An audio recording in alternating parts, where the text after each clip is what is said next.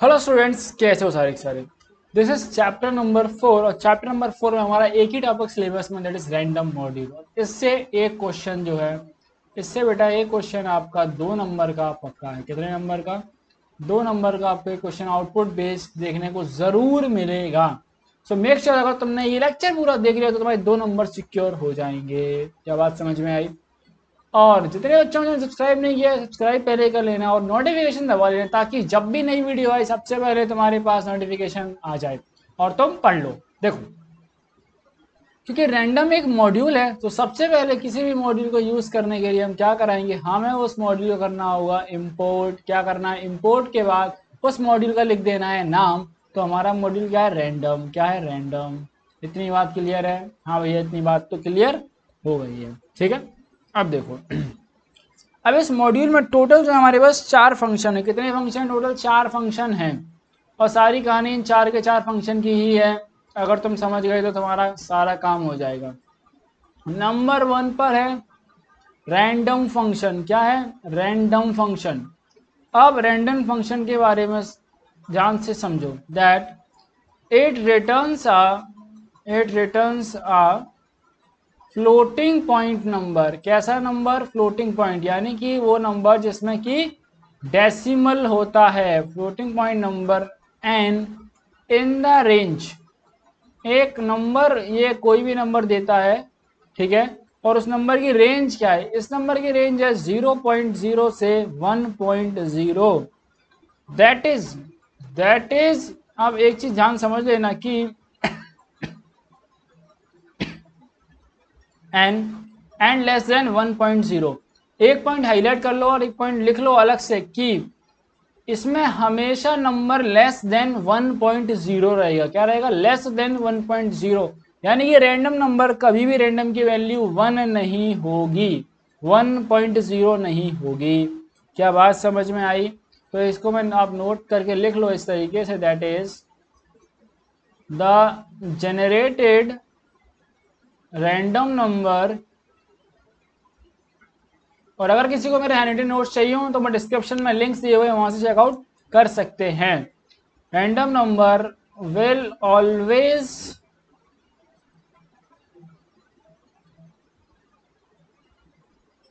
Less than 1.0, always भी less than 1.0। ठीक है, और ये हमेशा फ्लोटिंग पॉइंट नंबर रिटर्न करेगा। इस बात को भी आप अंडरलाइन कर लें। क्या? एक फ्लोटिंग पॉइंट नंबर रिटर्न करेगा। ठीक है, ओके। अब आते हैं नंबर 2 पर। That is number 2, that is random of int a comma B. It is random of int a comma B. यानी कि इस प्रकार ये बता रहा है रैंडम ऑफ इंट, तो ये एक इंटीजर नंबर देगा। कैसा नंबर देगा? इंटीजर नंबर देगा। So it returns a random integer and in the range of a comma B. That is, अब देखो इसकी रेंज ध्यान से समझना, बहुत ध्यान से, बहुत इंपॉर्टेंट है। देखो कि जो आपने नंबर यहां लिखा हुआ है, ठीक है, ये उसके इक्वल्स टू में भी हो सकता है। ठीक है, तो अब इसको मैथ में ऐसे लिखते हैं, less than equals to and less than equals to B. यानी कि इसका मतलब है both range limits are inclusive. Inclusive का मतलब होता है कि इंक्लूडेड है। यानी कि अगर मैं एग्जांपल से समझाऊं तुमको, मान लो मैंने एग्जांपल लिया है रैंडम इंटीजर फ्रॉम 2,5। तो ये देखो अभी क्या क्या दे सकता है, 2, 3, 4 और 5 में से कोई भी एक नंबर रैंडमली सिलेक्ट करके दे देगा। ठीक है, अब इससे समझाने का मकसद क्या है? समझाने का मकसद ये है कि जो ए और बी दे रहे हो वो भी आपको यहाँ पर मिल सकते हैं। ओके, और एक और पॉइंट लिखो, that is it generates an integer. It generates an integer ही जनरेट करेगा, ये random integer. Okay, now we have number 3, that is random dot random dot uniform क्या है, random dot uniform that is a comma b. अब देखो इसमें क्या होगा, ध्यान से समझो। इसमें होगा it will return that it returns floating point n such that a is less than equals to n and b is less than equals to b। यानी कि इसमें क्या होगा कि जैसा इंटीजर में, जैसा हमने देखा था रैंडम इंट में क्या कर रहा था, वो इंटीजर वैल्यू कर रहा था, ठीक है, और जो भी रेंज दोगे वो वैल्यूज इंक्लूड करेगा। सिमिलर बस देखो नंबर रैंडम इंट से रैंडम यूनिफॉर्म सेम है, बस रैंडम इंटीजर के लिए होता है, रैंडम यूनिफॉर्म जो है वो हमारा किसके लिए था, ये हमारा फ्लोटिंग पॉइंट वैल्यूज के लिए है, ठीक है। एग्जाम्पल से समझ लो, दैट इज कि अगर हमारे पास है फ्लोटिंग पॉइंट नंबर देगा ना ये, तो रैंडम डॉट यूनिफॉर्म 71.2 से लेकर के हमने अगर कर दिया है 80.0, तो अब ये कोई भी नंबर आपको दे सकता है और इसमें रेंज काफी ज्यादा हमारी बढ़ जाती है। Next is number 4। नंबर 4 है that is random dot rand range. देखो वैसे फंक्शन का नाम सिर्फ रैंड रेंज है, ठीक है, और ऊपर भी जो फंक्शन है हमारा उसका नाम है यूनिफॉर्म फंक्शन, ठीक है। बस ये हमने जैसे देखो अगर हम किसी मॉड्यूल और फंक्शन इस्तेमाल करते हैं, सिमिलरली हम क्या करते हैं, बस पहले मॉड्यूल का नाम लिखते हैं, ऐसे नाम अपना रैंडम है, अगर मुझे रैंडम फंक्शन यूज करना है तो रैंडम डॉट रैंडम लिखेंगे हम। उसी तरह हमने रैंडम डॉट रैंडम रेंज लिखा हुआ है। बात समझ में आई? देखो अगर अकेला एक वैल्यू दी गई रैंडम रेंज में तो वो होती है उसकी स्टॉप वैल्यू। अगर यहाँ पर रैंडम डॉट रैंडम रेंज में स्टार्ट वैल्यू, स्टॉप वैल्यू और स्टेप वैल्यू, स्टार्ट वैल्यू का मतलब होता है कि किस वैल्यू से आपकी रेंज स्टार्ट हो रही है, ठीक है, यानी इसको हम स्टार्टिंग वैल्यू बोलेंगे। और स्टॉप वैल्यू का मतलब ये है कि कहाँ तक स्टार्ट हो जाए। हमेशा याद रखना कि स्टॉप वैल्यू में -1 होता है, -1 तक ही आपकी जो है रेंज आती है। मैं एग्जांपल से बताऊंगा अभी। स्टेप वैल्यू का मतलब है कि 2 कंसिक्यूटिव वैल्यूज में कितना आप डिफरेंस चाहते हैं, 2 कंसिक्यूटिव वैल्यूज में जो डिफरेंस है वो आप कितना चाहते हैं, ओके। दैट इज अगर आपको एग्जांपल से बताऊं मैं, so you can see that अगर मैंने लिखा रैंडम ऑफ रेंज 1 से मैंने 10 और स्टेप वैल्यू दे दी 2 की, तो देखो यहाँ पे क्या होगा। Now we have start value हमारी कितनी है 1, स्टॉप वैल्यू हमारी हो जाएगी 10 है, 10 - 1 इक्वल्स टू 9, मतलब 9 तक प्रॉपर आपको शो होगा। और स्टेप वैल्यू मतलब कि 2, यानी कि दो वैल्यू के बीच में कितना डिफरेंस होना चाहिए होता है स्टेप वैल्यू। जैसे हम स्टार्ट करेंगे 1 से, तो 1 में 1, अब इसके बाद जो अगली वैल्यू आएगी उसमें कितना डिफरेंस होगा 2 का, यानी कि 3, 1 3 5 7 एंड 9, ओके। अब 9 से आगे हमारा आउटपुट नहीं आएगा, ओके। क्या बात समझ में आई? ठीक है, ओके। और ये रैंडम रेंज है, तो इसमें से कोई सी इस रेंज में से ये आपको कोई सी एक वैल्यू दे देगा, क्योंकि ये रैंडम है तो रैंडमली पिक करेगा कोई एक वैल्यू, ओके। बात समझ में आ गई? आ गई नहीं आ गई? हाँ भैया आ गई। चलो अब तो मैं कुछ क्वेश्चंस कराता हूं, ध्यान समझो। क्वेश्चन नंबर 1 है that is what could be minimum possible and maximum possible number by the following code. एक कोड दिया है और ये कह रहे हैं कि मिनिमम पॉसिबल नंबर और मैक्सिमम पॉसिबल नंबर क्या होगा। क्वेश्चन इन्होंने इस प्रकार लिखा हुआ है, ध्यान से समझो। पूरा क्वेश्चन लिख रहा हूं तो कुछ रीजन होगा। इंपॉर्टेंट रैंडम प्रिंट ये बोल रहे हैं random dot rand int function लिया। कौन सा फंक्शन लिया? Rand int 15,30 - 7। अब देखो इस केस में सबसे पहला आंसर क्या पूछ रहे हैं हमसे? आंसर में पूछ रहे हैं कि मैक्सिमम वैल्यू क्या होगी इसकी, maximum value, and minimum value क्या होगी? क्या होगी? Minimum value.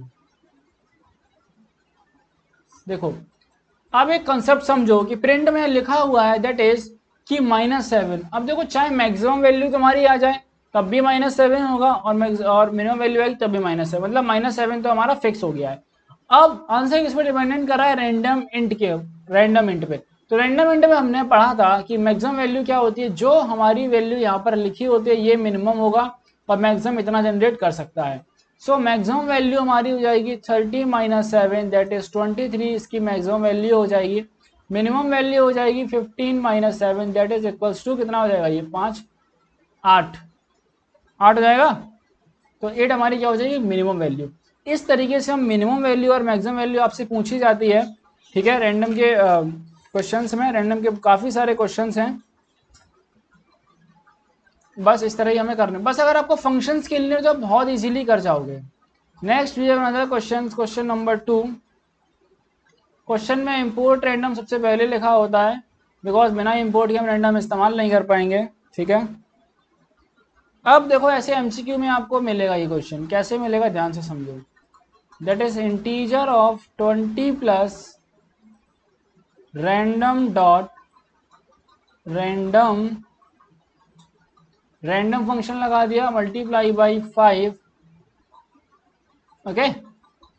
अब इन्होंने सेम चीज करी है, that is I will do this like this.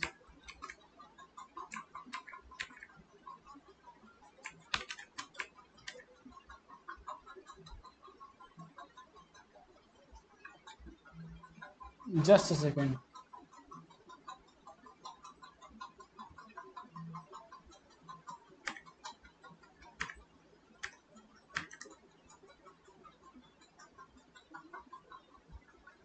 इससे बेटर मैं लिख देता हूँ, चलो रुक जाओ, क्वेश्चन लिख देता हूँ मैं। Print integer of 20 plus random dot random function multiplied by 5 integer of 20 plus random dot random और random 5 print integer 20 plus random dot random multiplied by 5। अब ऐसा क्वेश्चन तुम्हें दिया जाएगा और तुम्हें को 4 ऑप्शंस दे दिए जाएंगे। कितने ऑप्शन? 4 ऑप्शन। पहला ऑप्शन है 20, 22, 24 एंड 25। दूसरा ऑप्शन है 22, 23, 24 एंड 25। तीसरा ऑप्शन है यहाँ पर 23, 24, 23 एंड 24। चौथा ऑप्शन है तुम्हारे पास 21, 21, 21, 21। सो इस केस में सबसे पहले हम निकालेंगे दैट इज, जब भी ऐसा क्वेश्चन तुम्हें मिले सबसे पहले आपको निकालनी है यहाँ पर मिनिमम वैल्यू निकालो, एंड क्या निकालो? मैक्सिमम वैल्यू निकालो। क्या निकालो? Minimum value and maximum value निकालो। तो देखो मिनिमम वैल्यू मैक्सिमम वैल्यू निकाली करना क्या होगा, हमें सबसे पहले स्टेटमेंट सही से रीड करना है। देखो that is 20 plus random dot, अब देखो रैंडम फंक्शन है, सो रैंडम फंक्शन में बोला था कि ये 0.0 से लेकर के 0.9 तक की वैल्यूज जनरेट करेगा, ठीक है। क्योंकि ये 1 जनरेट नहीं कर सकता है, 1 जनरेट ही नहीं करता है। तो अगर हम मान लें सबसे मिनिमम केस मैं मानता हूं, तो ये मान लेता हूं कि इसने 0 जनरेट किया। क्या जनरेट किया? 0। अगर ये 0.0 जनरेट करेगा तो हमारा 20 क्या हो जाएगा? 20 प्लस 0.0 कितना होगा? 20, और इंटीजर में कितना हो जाएगा? 20। तो मिनिमम वैल्यू हमारी क्या हो जाएगी? 20। बात समझे। अगर मैं मानता हूं कि इसने मैक्सिमम वैल्यू जनरेट की, कितनी? मैक्सिमम वैल्यू जनरेट की, सो मैक्सिमम वैल्यू अगर इस जनरेट करी तो मैक्सिमम वैल्यू होती है इसकी किसकी, रैंडम की होती है तुम्हारी 0.9, कितनी 0.9। अब 0.9 अगर करोगे इंटू 5 करोगे तो तुम्हारा कितना हो जाएगा, फिर आपका आंसर आ जाएगा दैट इज 4.5, ठीक है। और अगर 20 प्लस, ध्यान से समझना, 20 प्लस 4.5 करते हो तो होता है 24.5। क्योंकि बाहर यहाँ लिखा है इंटीजर लिखा है, तो जो अंदर है वो इंटीजर में कन्वर्ट हो जाएगा, तो इंटीजर में कन्वर्ट हो जाएगा तो यहाँ ये टूट जाएंगे आपस में, क्या हो जाएंगे, टूट जाएंगे। तो यहाँ सिर्फ इंटीजर पार्ट कंसीडर किया जाएगा। सो मैक्सिमम वैल्यू हमारी आ जाएगी कितनी, 24। कितनी वैल्यू है मैक्सिमम, 24, ठीक है। देखो अगर मैक्सिमम मिनिमम वैल्यू निकाल ली उसके बाद तुम्हारा आंसर सबसे ज्यादा आसान हो जाता है आंसर निकालना। देखो अब क्वेश्चन मत देखो, 4 बार आउटपुट निकल रहा है, ठीक है, बस बात समझ में आ गई। इधर आओ, यहाँ लिखो बेटा मिनिमम वैल्यू, यहाँ लिखो आप मिनिमम 20 और मैक्सिमम 24। अब देख लो जहां इनके अलावा वैल्यू हो वो तुम्हारा आउटपुट नहीं होगा। इसमें देखो 25 दिया है तो ये आंसर नहीं हो सकता, इसमें 25 दिया है ये भी तुम्हारा आंसर नहीं हो सकता है। अब 20, 24 ठीक है, ये आंसर हो सकता है और ये भी आंसर हो सकता है। सो ऐसे क्वेश्चंस में आपके दो आंसर भी हो सकते हैं, यहाँ पर C and D are your answers, C और D जो है वो आपके आंसर होंगे। और भी ऐसे क्वेश्चन में प्रैक्टिस करिए। बस देखो सबसे ज्यादा जो इनकी इंपॉर्टेंट चीज थी वो फंक्शंस हैं, जो मैंने आपको बहुत अच्छे से बताए हैं। बस अगर आप फंक्शन सही से समझेंगे तो सारी चीजें आपकी क्लियर हो जाएंगी। उम्मीद करता हूँ कि लेक्चर अच्छा लगा होगा। अगर अच्छा लगा तो वीडियो को क्या करना है, वीडियो को लाइक करना है। यार आप लोग लाइक नहीं करते हैं, चीज देख रहा हूँ, प्लीज लाइक करिए, मेरी मेहनत को भी अप्रिशिएट करें। आप लोगों से उम्मीद करता हूँ मैं, साथ में चैनल को सब्सक्राइब करें, अपने दोस्तों तक वीडियो को शेयर जरूर करें।